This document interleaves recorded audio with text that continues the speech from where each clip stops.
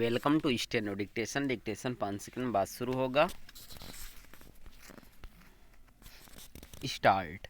Iran के खिलाफ Israel America की संयुक्त सैन्य कार्रवाई फिलहाल किसी नतीजे पर पहुंचती नहीं दिख रही है। न तो इजरायल अमेरिका के हमले थम रहे हैं और न ही ईरान की जवाबी कार्रवाई। भले ही ट्रंप यह कह रहे हों कि ईरान वार्ता के लिए राजी हो गया है, पर ईरानी नेता इससे साफ इनकार कर रहे हैं। कहना कठिन है कि यह सैन्य टकराव कब और कैसे खत्म होगा, क्योंकि इसके आसार नहीं कि ईरान के सर्वोच्च नेता खामेनेई की मौत से वहां सत्ता परिवर्तन सुनिश्चित हो गया है। ईरान फिलहाल भले ही नेतृत्व विहीन सा दिख रहा हो, लेकिन उसकी सेना और विशेष रूप से इस्लामिक रिवॉल्यूशनरी गार्ड्स कोर अपने कदम पीछे खींचने के लिए तैयार नहीं। वह इजरायल और अमेरिका के ठिकानों को निशाना बनाने के साथ खाड़ी के देशों के नागरिक क्षेत्रों में भी ड्रोन और मिसाइलें दाग रही है। इससे इन देशों में अफरा तफरी का माहौल है। पता नहीं ईरान पड़ोसी देशों के नागरिक ठिकानों को किस मकसद से निशाना बना रहा है, क्योंकि इससे वह अपने विरोधी तो बढ़ा ही रहा है, पहले से अधिक अलग थलग भी पड़ता जा रहा है।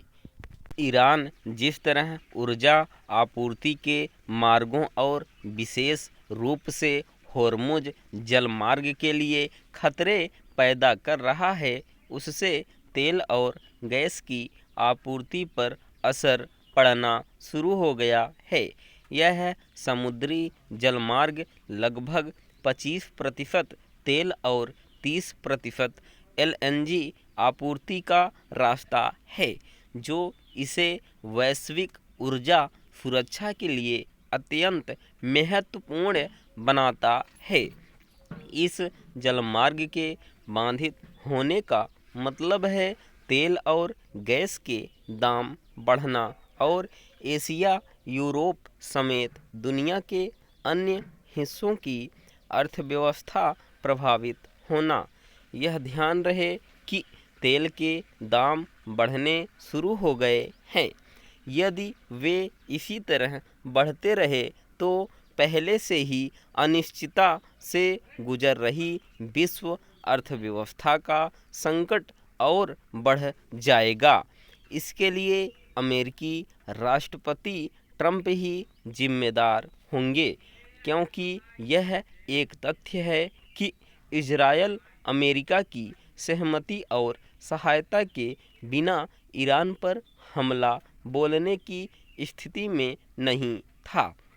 इस विनाशकारी सैन्य टकराव का केंद्र बिंदु भले ही पश्चिम एशिया हो, लेकिन उससे पूरा विश्व प्रभावित हो रहा है।